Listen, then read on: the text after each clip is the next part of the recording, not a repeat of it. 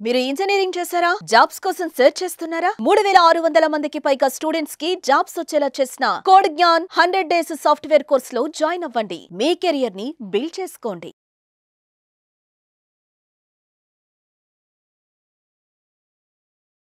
నమస్కారం అలగిరి రవీంద్రనాథ్ గారు. నమస్తే అండి సిరి గారు. చాలా బాధాకరమైన విషయం నిన్న మహబూబ్ నగర్ జిల్లాలో జరిగిన సంఘటన. కేవలం తన తండ్రి తన చెల్లెలికి ఇల్లు రాసిచ్చాడు, నాకు ఇవ్వలేదు, నా ఆస్తి అది నాకు చెందాల్సింది అని తండ్రి మీద కోపం పెట్టుకున్న కొడుకు చివరికి తండ్రి చనిపోయిన తర్వాత కూడా తన అంత్యక్రియలు చేయడానికి కూడా రాలేదు. ఇంతకీ ఈ కేసు సంబంధించిన పూర్తి వివరాలు ఏంటి సార్? పుత్రుడు పుడితే పున్నామ నరకం నుంచి తప్పిస్తాడు అని చెప్పి మన పురాణాలు చెప్పాయి. ఆ పున్నామ నరకం ఉందో లేదో కూడా మనకి తెలియదు, ఎవరు చూడాల, పురాణాలు చెప్పాయి. అయితే ఆ నరకం మాట పక్కన పెడితే బతికుండంగానే తండ్రిని పాడెక్కించేసినటువంటి వెధవ కొడుకులు మాత్రం ఈరోజు స్థాపించారు. ప్రతి ఇంట్లో నేను చెప్తున్నానండి, ప్రతి 10 ఇళ్లలో 80% ఆఫ్ హౌసెస్లో ఇదే కనిపిస్తోంది. ఎందుకు ఇవ్వాలండి ఆస్తులు పిల్లలకి? రాత్రనక పగలనక ఎండనక వాననక కష్టపడి ఆస్తులు కూడబెట్టుకొని తిండి తినక రోజుకు 10 గంటల పాటు ఆఫీసులో పడో వ్యవసాయం చేసో బిజినెస్ చేసి కూడబెట్టినటువంటి ఆస్తులు పిల్లలకి ఇవ్వాలనుకుంటే ఎందుకు ఇవ్వాలి? పిల్లలు ఇలాంటి దరిద్రపు ఉండా కొడుకులు తయారైతే చివరికి ఎందుకు వెళ్తుంది అసలు సొసైటీ ఎటుపోతుంది? నిన్న మహబూబ్నగర్ జరిగిన దారుణమైనటువంటి అత్యంత పాశకమైనటువంటి దారుణ సంఘటన అసలు వినగానే చదవగానే కళ్ళు ఒక్కసారి చెమర్చేయండి సిరి గారు. ఇది ప్రతి ఒక్కరికి కూడా ఒక గుణపాఠం కావాలి. ఈరోజు బతుకున్న ప్రతి తండ్రి కూడా ఈ వీడియో చూడాలి, తల్లిదండ్రులు చూడాలి, పక్కన ఉన్న ఫ్రెండ్స్ కూడా షేర్ చేసుకోవాలి ఈ వీడియోని. ఎందుకంటే ఎంత దారుణం అంటే ఈ సంఘటన ఎంత దారుణంగా ఉందంటే నేను వివరాలు చెప్పే ప్రయత్నం చేస్తాను సిరి గారు. ఈయన యాక్చువల్గా సర్వే అండ్ ల్యాండ్ రికార్డ్స్లో ఈయన ఎంప్లాయీగా పనిచేశారు. ఈయన ప్రస్తుత వయసు 80 సంవత్సరాలు. అయితే ఈయనకు ఒక కొడుకు, 2 కూతుర్లు. కొడుకు పేరు గిరీషు, పెద్ద కూతురు పేరు కవిత, చిన్న కూతురు పేరు రఘునందని. బాగానే ఉన్నారు. ఇతను పుట్టిన ఎక్కడ? మహబూబ్నగర్ జిల్లా దామరగిద్ద మండలం కేతనపల్లి గ్రామం. ఈయన అక్కడి నుంచి సిటీకి వచ్చాడు, చదువుకున్నాడు, కష్టపడ్డాడు. అక్కడక్కడ 20 సంవత్సరాల పాటు ఉద్యోగాలు చేసి మహబూబ్నగర్ టౌన్లో ఈయన పద్మావతి కాలనీలో ఒక హౌస్లో నివసిస్తున్నాడు. చిన్న అమ్మాయి అంటే రఘునందన్తో కలిసి ఉంటున్నాడు. పెద్ద అబ్బాయికి పెళ్లి చేశాడు, చిన్న అమ్మాయి కూడా పెళ్లి చేశాడు. పెద్ద అబ్బాయికి పెళ్లి చేసి తన గ్రామంలో ఉన్నటువంటి 16 ఎకరాల పొలం, దాంతోపాటు ఒక 60 లక్షల క్యాష్ కూడా ఇవ్వడం జరిగింది పెద్ద కొడుక్కి. ఇది కాకుండా పెళ్లి చేశాడు, చదువు చెప్పించాడు, రకరకాల ఉద్యోగాలు చేసుకుని అబ్బాయి హైదరాబాద్లో స్థిరపడ్డాడు. ఇక పెద్ద అమ్మాయి రండి కవిత. ఈ అమ్మాయి కూడా ఎంత కొంత లాంఛనాలు పెళ్లి లాంఛనాలు చేస్తూ అమ్మాయి కూడా కొంత ఆశ రాసిచ్చి ఆ అమ్మాయి కూడా సెటిల్ అయింది. అయితే కొంత ఆర్థిక పరంగా చిన్న అమ్మాయి అయినటువంటి ఈ రఘునందన్ కొంత ఇబ్బందుల్లో ఉంది. ఇప్పుడు ప్రస్తుతం ఆయన ఈ మహబూబ్నగర్ జిల్లా పద్మావతి కాలనీలో ఉన్నటువంటి హౌస్లో చిన్న అమ్మాయితో కలిసి ఉంటున్నాడు. ఎవరికి వాళ్ళు ఇచ్చేసాను కదా, సో చిన్న అమ్మాయి కాస్త ఆర్థిక ఇబ్బందుల్లో ఉందని చెప్పి ఈ ప్రాపర్టీ ఏది పద్మావతి కాలనీలో ఉన్నటువంటి ఏదైతే ఇల్లుందో ఈ ఇంటిని రఘునందన్ చిన్న అమ్మాయి పేరు మీద రిజిస్ట్రేషన్ చేశాడు. అక్కడ స్టార్ట్ అయిందండి సిరి గారు దీనికి సంబంధించినటువంటి వివాదం. వివాదం అనకూడదు, అంటే అక్కస్ అనమాట. అంటే తన చెల్లెలికి కోట్ల రూపాయలు ఖరీదు చేసినటువంటి అంత హౌస్ రాసివ్వడమా?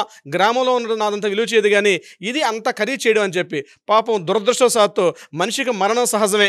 అటువంటిది జస్ట్ మొన్న మంగళవారం రాత్రి కొంత వయసు రీత్యా కావచ్చు, వృద్ధాప్య రీత్యా కావచ్చు, ఏదో అకాలంగా ఆ పెద్దతను ఆ మాణిక్యాలరావు గారు చనిపోయారు. చనిపోయిన తర్వాత ఇప్పుడు తండ్రికి అంత్యక్రియలు చేయాలి. ఇక్కడ వచ్చింది పెద్ద ప్రాబ్లం. ఏమన్నాడు? కొడుకు ఇన్ఫార్మ్ చేశారు. హైదరాబాద్లో కొడుకుకి కోడలికి ఇన్ఫార్మ్ చేసి ఇలా నాన్నగారు చనిపోయారు, వచ్చి అంత్యక్రియలు చేయమంటే ఏ ప్రాపర్టీ అయితే నీకు రాసిచ్చారో నీకు అంత రాసిచ్చిన తండ్రి నాకు తండ్రే కాదు, అంత్యక్రియలు చేయనని చెప్పి అతను పూర్తిగా రానని చెప్పాడు. అయితే ఇది ఇంత విడ్డూరం. అది దీని మీద అక్కడ పెద్దలు కూర్చున్నారు, పెద్ద మనుషులు కూర్చున్నారు. వీళ్ళందరూ కూర్చొని ఎట్టి పర్సెంట్ రావాలో చిట్ట చివరి నువ్వు ఒక ఏకైక కొడుకు, నువ్వే ఒక్కగానొక కొడుకు, ఎంతో అపురూపంగా ప్రేమించి నిన్ను పెద్ద చేశాడు, నేను చదివించాడు, నీకు అన్ని రకాలుగా ఉపయోగపడ్డాడు, తండ్రికి జస్ట్ తలకొరవి పెట్టమని చెప్పి ఎంతమంది పెద్దలు చెప్పినా అబ్బాయి ససే మీరా అన్నాడు ఆయన. అసలు నేను రాను, ఆ తండ్రి యొక్క చివరి ముఖాన్ని కూడా చూడను. ఎందుకు? ఆ ఇల్లు తన చెల్లెలి పేరు మీదుగా రాసిచ్చాడనేటువంటి ఒకే ఒక అక్కసతోటి ఆ యొక్క అబ్బాయి ఎవరైతే ఉన్నాడో గిరీషు హైదరాబాద్ నుంచి నేను రాను, మీ ఇష్టం, మీరేం చేసుకోండి, వీళ్ళతో కాలుస్తారో లేదా పూడుస్తారో లేకపోతే ఆయన తీసుకెళ్ళి మున్సిపాలిటీ బండిలో పడేస్తారో మీ ఇష్టం అని చెప్పి పూర్తిగా వ్యతిరేకత చూపించాడు దీనికి. అయితే టైం అయిపోతుంది, ఆల్మోస్ట్ నిన్న బుధవారం, ఇంత టైం అవుతున్నప్పుడు కూడా అసలు ఆయన రెస్పాండ్ అవ్వలేదు, పట్టించుకోలేదు కొడుకైనటువంటి గిరీష్. అప్పటికే చెల్లెలు ఇద్దరు కూడా మాట్లాడడం జరిగింది. ఏం చెప్పారు? సరే అన్నయ్య ఏమేమి చేసుకుందో, ఇల్లు ఉంది కదా, పోనీ ముగ్గురు పేరు మీద రాసుకుందో, నిన్ను కూడా ఇన్వాల్వ్మెంట్ చేస్తారా? నా ఒక్కదానే పేరు అవసరం లేదు, పెద్ద అక్క పేరు మీద నీ పేరు మీద కూడా చేస్తాం, ముగ్గురు కలిసి పేరు మీద రాసుకుందంటే అసలు క్వశ్చనే లేదు. ఇది పూర్తిగా నా పేరు మీద రాస్తే తప్ప నేను నేను తండ్రికి వచ్చి అంత్యక్రియలు చెయ్యను, ఆయనకి తలకొరువు పెట్టేది లేదని చెప్పి ఆ చనిపోయినటువంటి వృద్ధుడి యొక్క చివరి క్షణాల్లో ఎంత నరకం చూపించాడు ఆ మాటలు చూడండి. ఎందుకండి పిల్లల్ని కంటాం సిరి గారు? ఏదో చివరి వయసులో కొడుకు అనేది ఎంత ఆప్యాయతగా చూసుకుంటాం, పెద్ద కొడుకు ఎంతో ముద్దు అనుకుంటాం, పాటల్లో కూడా ఉంది కొడుకు అంటే ఎంతో పెద్ద ముద్దు.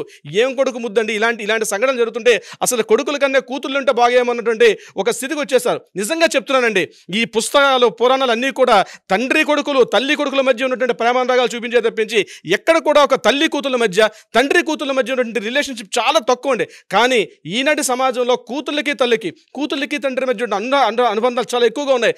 చివరి వృద్ధాప్యం వయసులో కూతుళ్ళు చూసుకున్నట్టుగా కొడుకులు చూసుకోవట్లేదు విషయం అయితే 100% నేను చెప్పగలనండి. ఈరోజు ఆయనకి ఒక గవర్నమెంట్ ఎంప్లాయ్గా పనిచేసి సొసైటీలో ఒక బాగా పేరు తెచ్చుకుని రికార్డ్స్లో అసిస్టెంట్ డైరెక్టర్గా పనిచేశాడు. ఆయన ఇంత సొసైటీలో పేరుగా ఉన్నటువంటి ఒక వ్యక్తి కూడా ఈరోజు ఆయనకి తలకొరువు పెట్టింది. చివరిగా ఆ చిన్నమైన రఘునందని చిన్న తలకొరువు పెట్టి ఆ చివరి అంత్యక్రియల కార్యక్రమం కూడా పూర్తి చేసి అయినప్పటికి కూడా ఈ క్షణంలో కూడా నాకు తెలిసి బహుశా ఇప్పటికి కూడా ఆయన వెళ్ళినట్టుగా నాకైతే ఎక్కడ ఇన్ఫర్మేషన్ లేదు. ఎందుకు నేను ఉదాహరణగా చెప్తున్నానంటే, వీలునామాలు రాయమని చెప్పి ఎంతోమంది మా దగ్గరికి వస్తారు, మేము వాళ్ళకి ఎడ్యుకేట్ చేస్తాం.